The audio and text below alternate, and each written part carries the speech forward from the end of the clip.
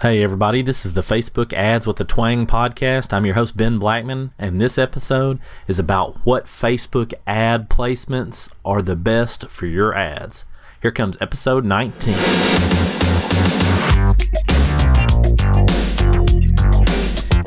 Facebook Ads with the Twang is dedicated to taking the often overcomplicated process of creating simple, successful Facebook ads, breaking them down step by step in less than 10 minutes at a time. Let's get started.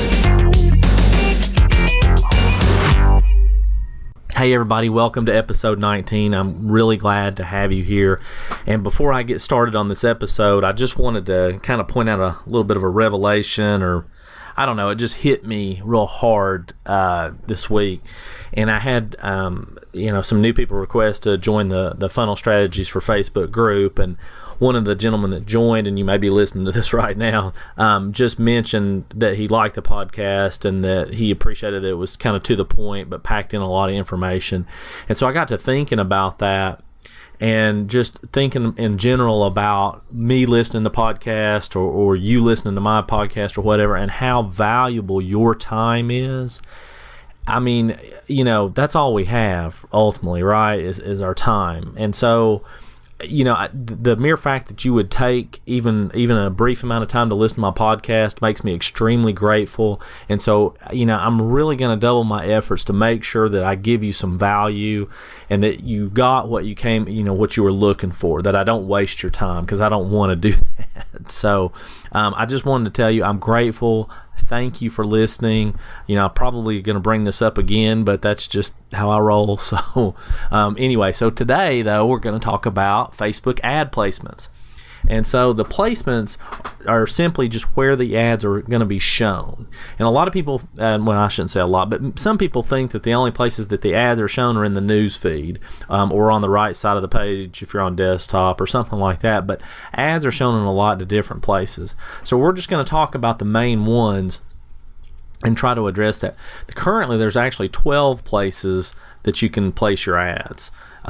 So let's just kind of talk about that. And they do vary a little bit by objective. So in other words, if you're selecting a traffic or conversion objective, you'll have a set of options for your placements. Or if you have, you want page engagement or video views, you might have another set of options. Or if you have mobile or desktop or whatever.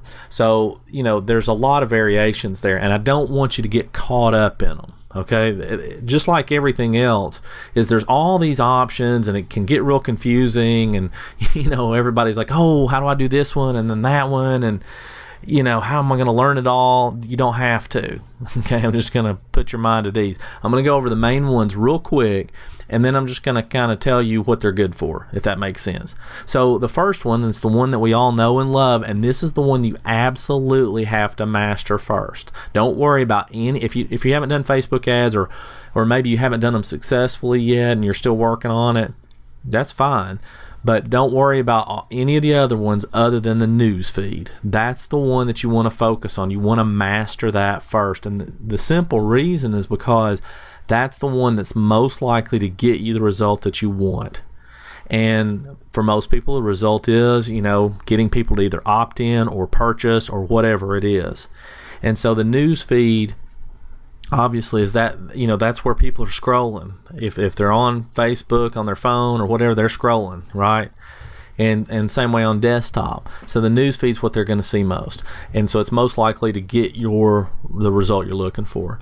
Now the other one that's on desktop anyway is the right side ad. So you've seen them on the right side of the page, and just bear in mind with any of these placements, the way the ad appears is different. So in other words, if you set up an ad and you select the news feed and you select right side or right column, you need to look at how the ad is going to appear on the right column, because it won't be the same as in the news feed.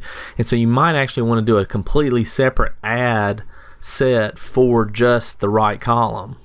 Okay, and what I'm planning on doing is I'm going to make a video that you can opt into. It's going to have a couple of things. One's going to be about advanced placement options that go a little bit it's just a couple of things that go beyond what we're talking about here today.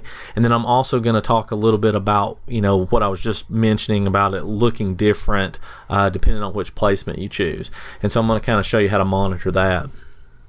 But back to the right side, right column. So when you run ads there, usually those are good for retargeting ads. Like they already know who you are, but now you just kind of want to retarget them. Okay, just to give you your another chance to get in front of them so that they'll take the action that you want.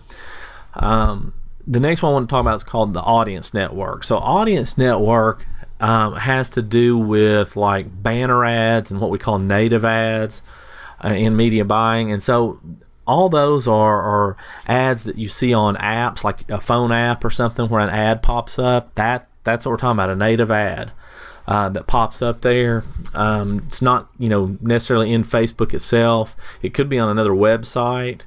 It just depends. The challenge with those is you don't always know exactly where it's going to appear. And often it'll get you a lot of clicks. It just won't get you a lot of results, if that makes any sense. So you might get, you might have an opt-in. You're trying to get people to opt in for your freebie, and you might get a lot of people clicking on it, but not a lot of people will actually follow through and register or opt in or whatever it is that you want them to do. But that being said, the audience network is good for a couple things, and one of the biggest things is content. So if you have a blog post or podcast or some other content that you want people to see, then running it to the audience network is really a good try because you can get really low cost clicks for the most part. And those low cost clicks, while people may not always be able to take the time to listen to a podcast, or they may not be able to take the time to read the blog post completely because they're in the middle of an app, right, and they see your ad and they click on it, and maybe they don't have time to read the blog post. It gives you a chance to retarget them because you're going to pixel them like we've talked before, and now you're going to have a chance to set up an audience to retarget those people. So audience network's also good for retargeting. So people who've already opted into your list, right, you can now retarget them, or when you do retarget them, you can select the audience network as well to give you another place to be in front of them. So I really like it for retargeting. Now a couple of others. One's Instagram. So people ask me a lot about Instagram, and I'm going to do actually an episode on Instagram, but Instagram's, it's mobile only, so you can't do it desktop, doesn't matter, and it's really just your main ads, much like the news feed. Now I would not suggest doing Instagram unless you have a pretty reasonable or pretty decent side of Instagram following, or it's something that's going to be Instagram specific for your target audience. So be cautious on that. And then the last one I just kind of wanted to mention is Messenger.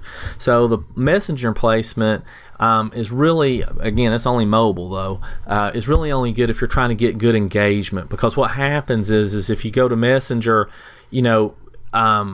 you're really just trying to interact with them at that point. You're not just trying to show up in front of them in the Messenger and get them to opt in. Now there are exceptions to that, and Messenger is good for some other things, but for the most part you really just want to use that to try to engage with people. So don't forget that I'm going to do kind of an advanced placement options training.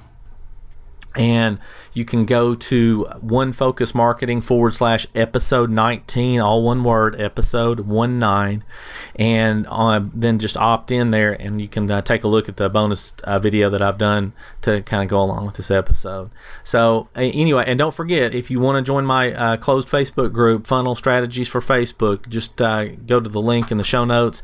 Glad to have you. And I hope you guys are doing well, and thanks again so much. I will talk to you on the next episode.